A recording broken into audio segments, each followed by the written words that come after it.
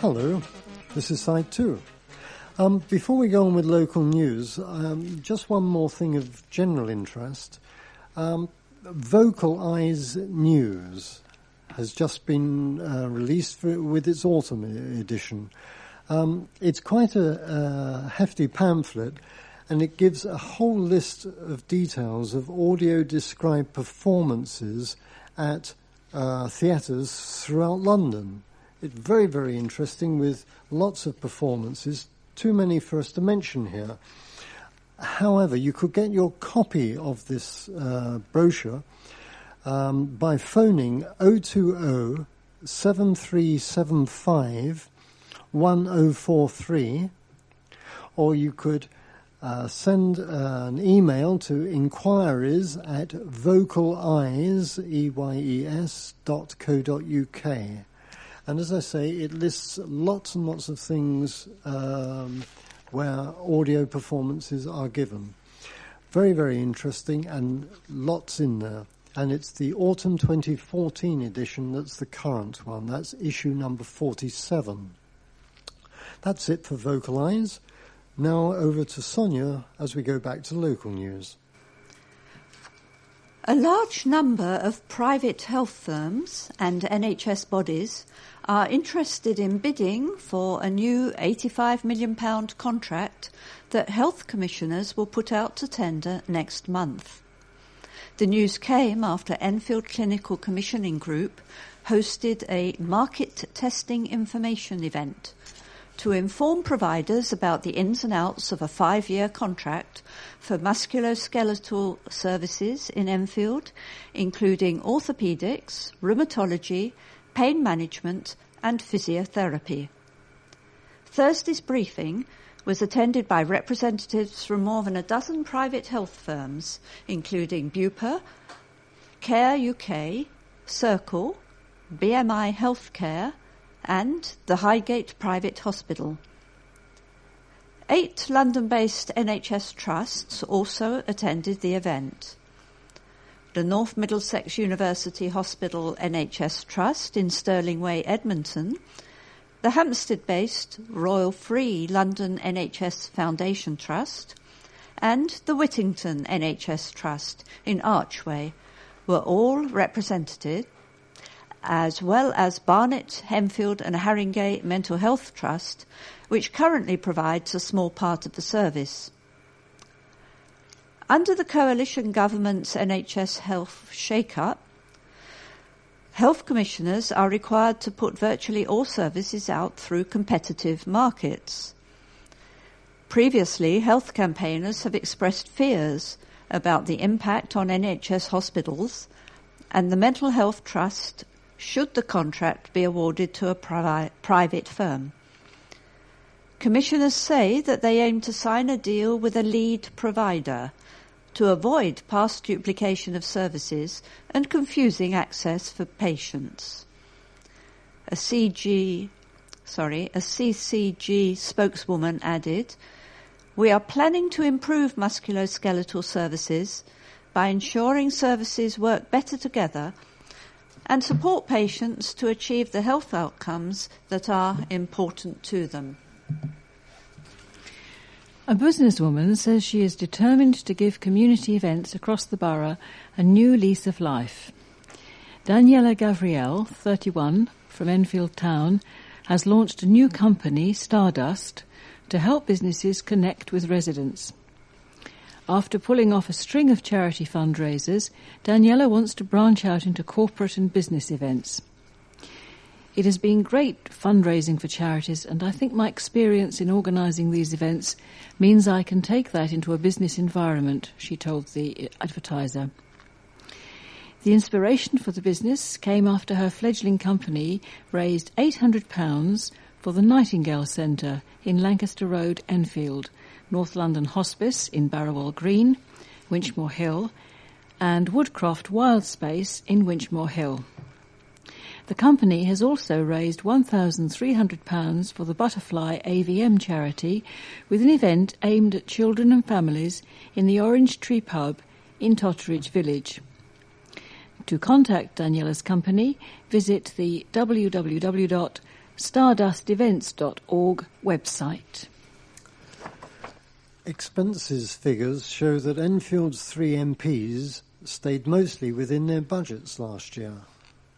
Figures revealed by the Independent Parliamentary Standards Agency showed that in 2013-14, only Andy Love, MP for Edmonton, exceeded his budget in one category.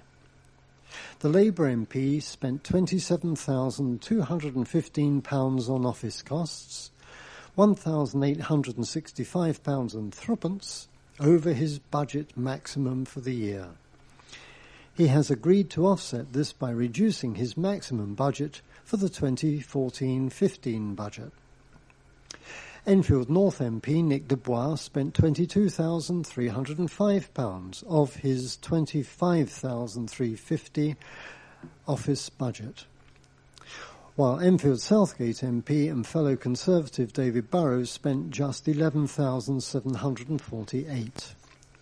Mr. Burrows also claimed nothing on his travel around his constituency, including to and from Parliament, whereas Mr. Love and Mr. Dubois claimed £976 and £1,377 respectively. Mr. Burrows said, "I don't claim travel expenses because I don't think the taxpayer should foot the bill for me travelling around by public transport, car or bike." In terms of staffing costs, budgets range from £1,000 for Mr. Burrows to £150,000 for Mr. Love. Mr. Burrows claimed £135,069, Mr. Love £141,246, and Mr. Dubois £129,413 for those staffing costs. Mr. Love said, "The office costs category covers everything from office rent, insurance, alarm system, and amenities to computers and telephone bills. If an MP goes over their stationery budget, future stationery costs are also then taken out of the office costs budget. As an MP representing a constituency with a huge caseload, I have always been close to the top of my office costs budget. Since the government introduced a number of welfare changes, like the bedroom tax, I have seen a dramatic increase in the casework, and this is reflected in my increased office costs in the 2013-14 financial year." The basic salary of all 3 MPs was £66,396. A council chief won the approval of scores of residents last week when he said he felt a controversial temple was in the wrong place. Andrew Stafford, Cabinet Member for Finance and Ward Councillor for Edmonton Green, told the meeting of the Edmonton Green, Hazelbury and Upper Edmonton Ward Forum at Community House in 4th Street on Thursday that the Tamil Hindu temple in Church Lane, Edmonton, would be better situated in a non-residential location. He told the heated meeting, at which residents had gathered to express anger at the ongoing building works on the temple site, "Everyone is acutely aware that the Tamil temple is in the wrong place." His comments were met with applause and agreement from residents. "We have been looking to move the temple somewhere else in the borough, and the obvious place to do that would be to redesignate the industrial land in Montague Road to allow the temple to be built there," said Mr. Stafford. He told the meeting that this would mean that the trustees of the temple would have ample space for storage, parking and access, issues which are creating tensions in Church Lane between the trustees and residents. However, the council boss was approached by temple trustees immediately after the meeting and told that they were locked into a lease on the Church Lane premises for at least 12 years. Mr. Stafford then made a point of altering his statements. Speaking to the Advertiser after the meeting, he said, "I made those statements before I knew that the temple trustees were locked into a 12-year lease. The situation is not ideal, but with this lease, our options are limited. Church Lane resident Colette Cox told the Advertiser that she agreed wholeheartedly with the comments Mr. Stafford made during the meeting. The council have handled this situation badly, she said. Andrew Stafford is right. This is not the right location. Staffing at London Underground stations is set to be slashed by 25% in Enfield, according to new figures. The reduction in staff numbers is part of a reshuffle by Transport for London. Arnos Grove Station will suffer the biggest cut, with a 32% decrease, along with Southgate, which will have a 26% fall, and Oakwood, where 1/4 of staff will be cut. There will also be a drop of 14% at Cockfosters. The figures have been revealed by the Labour London Assembly member for Enfield and Haringey, Joanne McCartney. She said, "In Enfield we will lose 32% of staff from Arnos Grove, for example, leaving passengers being forced to pay more money for less staff support. I am calling on TfL to address this issue and to await the outcome of Travel Watch's consultation survey before finalising plans." However, Phil Houghton, London Underground's Chief Operating Officer, has dismissed claims that its reshuffle will not benefit passengers. He said, "It's nonsense to suggest our plans to modernise staffing at stations will not benefit passengers. Under our proposals, there will be more staff visible and available to help our passengers and keep them safe and secure, as they will be brought out from behind glass windows and back offices to work where people need them, within ticket halls and on concourses and platforms." Mr. Houghton also added that every station will remain staffed at all times whilst services are running. A fitness instructor fighting cancer for a second time has spoken of her belief that exercise can help sufferers recover. Mary Huckle of Bush Hill Park was first diagnosed with breast cancer in 2007. After channeling her career as a personal trainer into making a recovery, the 49-year-old has now suffered a relapse and has had more surgery. However, undeterred by her upcoming radiotherapy, Miss Huckle told the Enfield Independent that she will continue to run as many classes as possible. She said, "It gives a lot of people confidence when they exercise, and I will be doing as many classes as I can to keep going. I realise it won't be easy because one of the side effects from the therapy is fatigue." Miss Huckle's fitness classes and personal training sessions are open to all, but in the past few years, several women who have suffered from breast cancer have taken up the classes. With Breast Cancer Awareness Month taking place in October, Miss Huckle is keen to call on all women to get involved in exercising. She added, "Because of the surgery that takes place, Pilates is one of the most vital and helpful activities women can take part in. It really helps to get all your muscles moving again without intense work. I will try to continue my 5 classes per week, as well as my personal training sessions. Everyone in my classes has been so supportive of me, and it is very overwhelming." A youth club, partly designed by the teenagers who use it, has won an architecture award. The Unity Hub at Craig Park, Edmonton, picked up a Civic and Community Prize from the Architects' Journal at a ceremony in central London last Wednesday. The judges awarded the prize based on the way the architects of the new youth centre, Curle La Tourelle, incorporated the old building into a newer, modernised version. The money for the lavish revamp came from a £3.5 million grant from central government in 2009. The centre, complete with media suite, recording studio, climbing cave, gym and dance studio, reopened its doors last year following the multi-million-pound facelift.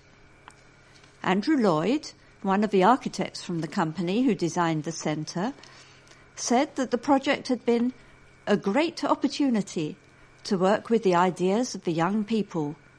He added, "It is a light, airy building which responds to changes in the light with a welcoming, colourful glow, attracting young people."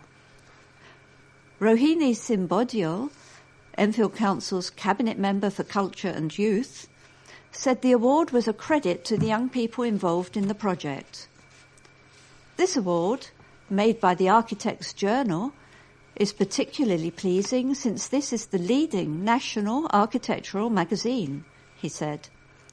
It is a much coveted seal of approval and really encouraging as the young people associated with the centre played a major role in the development of the design. Health commissioners in neighbouring Barnet have been given extra support by NHS chiefs to clear the huge backlog of patients waiting for surgery at Chase Farm and Barnet hospitals. The news comes as the Hampstead-based Royal Free London NHS Foundation Trust continues efforts to cut the number of patients on the elective surgery waiting list at the hospitals in the Ridgeway Enfield and Wellhouse Lane High Barnet, which it took over in July. Last year, the now defunct Barnet and Chase Farm Hospitals NHS Trust had stopped reporting the numbers of patients waiting longer than 18 weeks for treatment to NHS England because of a major data quality problem. A Barnet Clinical Commissioning Group report in April estimated at least 180 patients had been waiting for more than a year for surgery, while 2,200 had waited longer than 18 weeks. It also said that a major data quality recovery exercise had begun, but it could be late next year before the backlog is cleared. Now the Health Service Journal has reported that Barnet CCG has been given support, underpinned by legal directions, by NHS England to assist the Royal Free in tackling the problem. NHS standards dictate that 90% of admitted and 95% of non-admitted patients should start consultant-led treatment within 18 weeks. Debbie Frost, chairwoman of Barnet CCG, said NHS England wanted to find a way to work with the CCG to ensure that there is a robust process in both the short and long term to get referral to treatment times back on track. The directions are a way of ensuring additional targeted support on managing the huge referral to treatment times issue only. We are working more closely with NHS England to address the underlying problems and ensure that Chase Farm and Barnet have sustainable plans in place to meet demands for services in the future.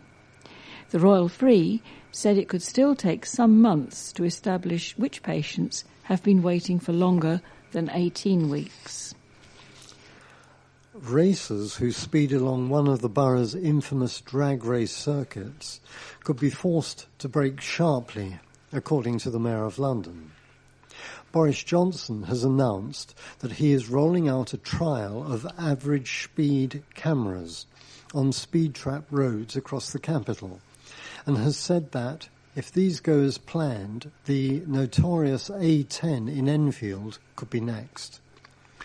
According to the Mayor of London's office, Enfield North MP Nick Dubois has been in touch with Mr Johnson to alert him to the issue of speeding on the A10 that runs through the borough from the M25 to the North Circular Road.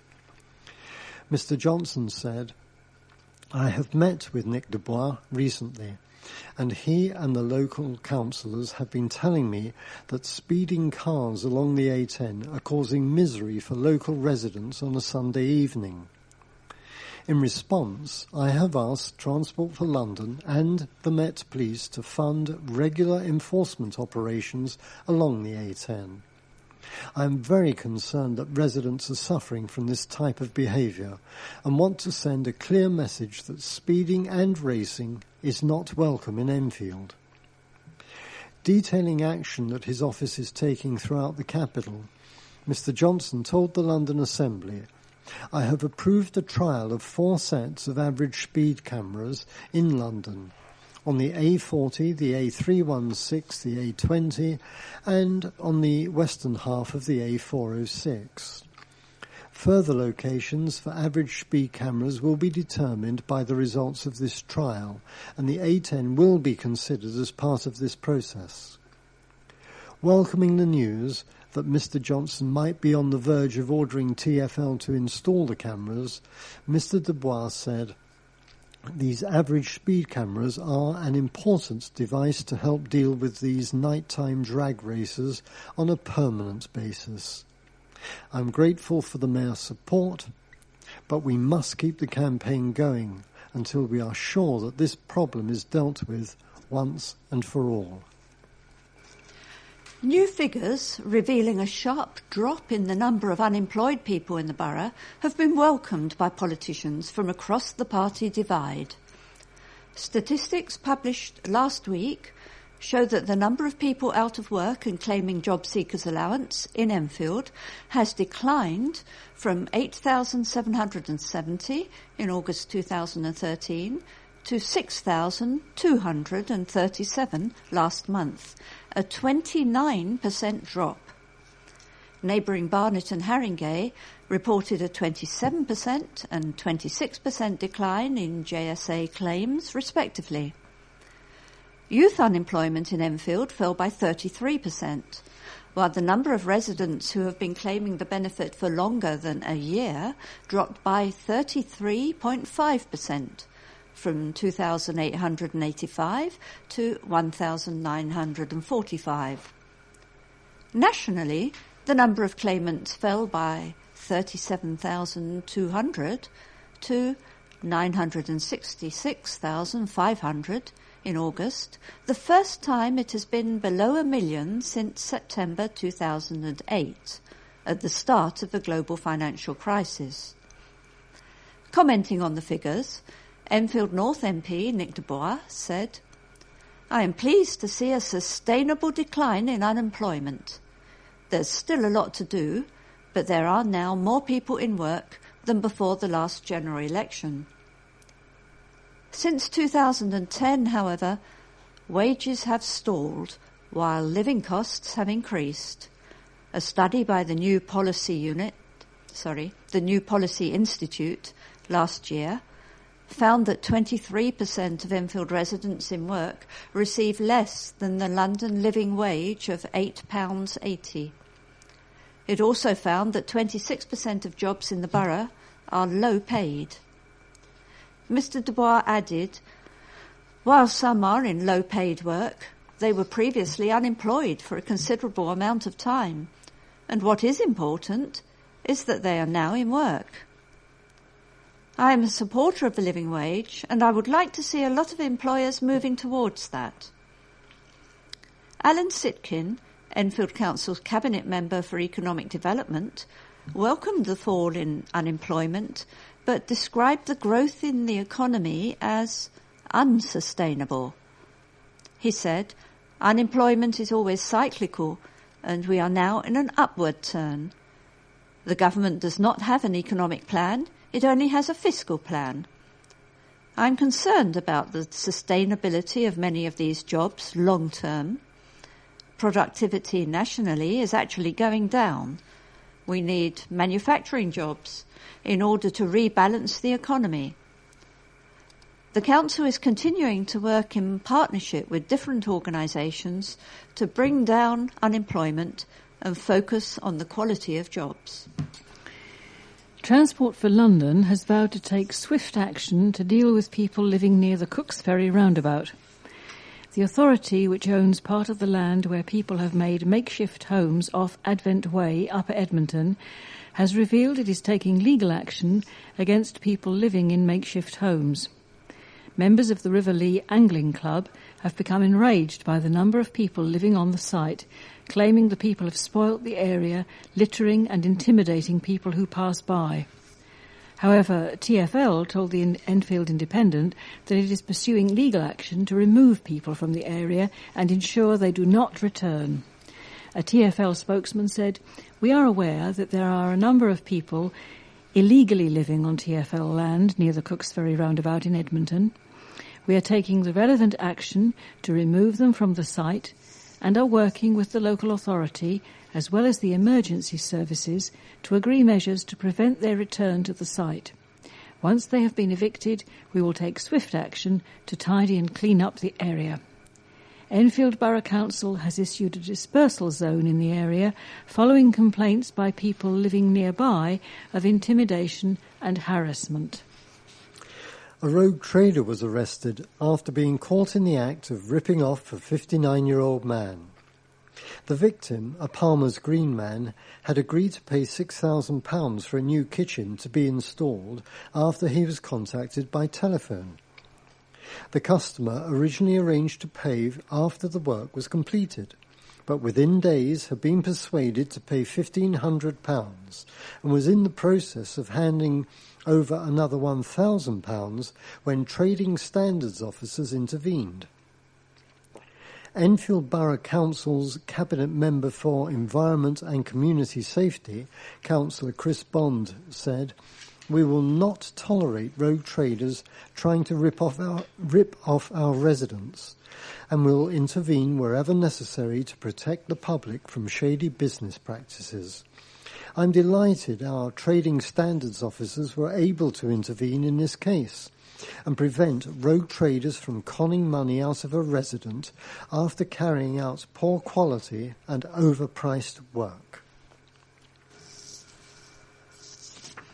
A councillor who has been suspended from the Labour Party has been charged with assault. Councillor Haydar Ulus, who represents Hazelbury Ward on Enfield Borough Council, has been charged with assault occasioning actual bodily harm following an incident earlier this year.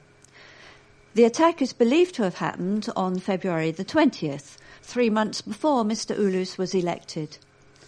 Principal of investment firm Ulus Group, the 35-year-old is believed to have struck a man on 3 occasions following an argument. Councillor Ulus is currently acting as an independent councillor and will appear at Highbury Corner Magistrates Court on October the 2nd. A man was taken to hospital after his car rolled over following a crash. The man, believed to be in his 30s, was taken to Royal London Hospital after his Audi TT collided with a stationary car in Chaseside, Enfield, on Sunday, September the 14th. As a result of the accident, the Audi was left on its roof. Emergency services closed the road for 2 hours while the driver was cut free. The London Ambulance Service said his injuries were not life-threatening. We have now reached the end of our programme for this week. Thank you for listening. So from the team of Sonia, Jenny, myself and Ian on the controls, it's goodbye. Goodbye.